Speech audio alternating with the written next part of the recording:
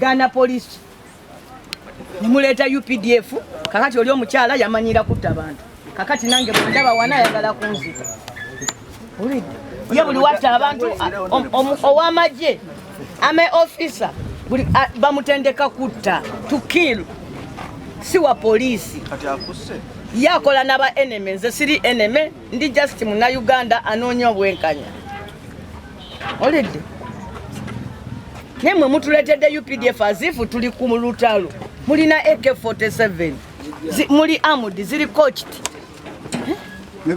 kati obuzibu kyeki mugenze eri mwatadde okulonda mu barracks mulemeseza abalonzi okuyingira akalulu k'abavubuka akataliko omusaala we mukoledde bwe muti olwo buli obuliko omusaala munaakola mutya mugambe bakama bamu bajjewo okulonda mulina obuyinza mutuule awo mugambe Mukono twapointinze gundi ne gundi be bakulembera abavubuka don't mock citizens. Don't mock us. It's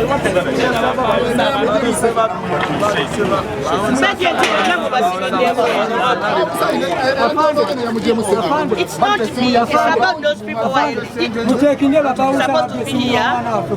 They are eligible. They are agents. They are voters. You can't close them outside.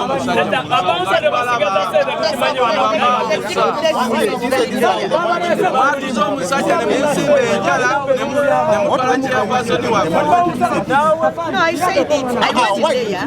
I told you. And they told me you go and bring it there.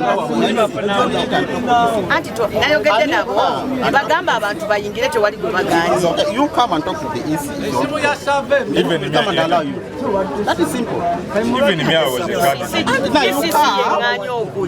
now which one do you want? You come to the EC. That